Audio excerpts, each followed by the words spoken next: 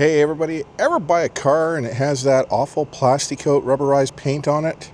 Want to know how to get it off without really having to peel it and stay there for hours? Well, we found a way of doing it, and in this episode we're going to show you how to do that. So stay tuned and hopefully you find this helpful.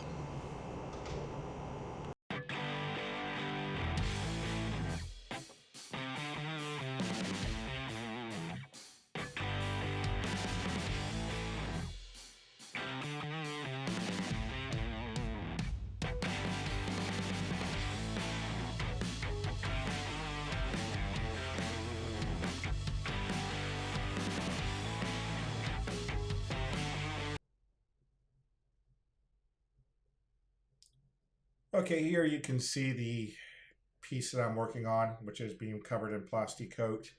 The bottom part is black. The top part is where the chrome is, which has been covered. And you can see where it has worn off a little bit. And this is after being pressure washed. Some of it came off. So how are we going to remove this and get it off? Well, if you're going to be there for a long time, if you're going to sit there and pick at it, you will be there for a very long time. We need some type of agent that's not going to damage the chrome underneath, and it's going to be able to release that PlastiKote. So out comes the true and tried and tested WD-40. Now, I've used other products, and there's other stuff online that they say will work, and I've tried some of them. Rubbing alcohol being the next contender to WD-40, but WD-40 seems to be the best, and a microfiber cloth. So all you need to do is actually spray this down. You might want to let it sit depending on where the part is. You might want to let the WD-40 sit on it for an hour or two. Put a generous amount. Now I'm going to cover this up so I don't get the camera, because the camera is actually pretty close. But I'm giving it a generous amount of WD-40. And as I said, this is already been pre-treated an hour before, just to let it soak in. And now it just comes down to working that microfiber cloth and elbow grease. So it's going to start releasing. You're going to find that you're going to have tougher bits than some other areas, and that's just the way the PlastiKote's adhered to the surface. But it will come off with just the WD-40 and the microfiber cloth. Oddly enough, one side of the microfiber cloth works better than the other for some strange reason. So my microfiber cloth was getting rotated back and forth quite a bit. But as you see here, I'm just working that microfiber cloth with the WD-40, and I'm exposing more of the beautiful chrome on this piece.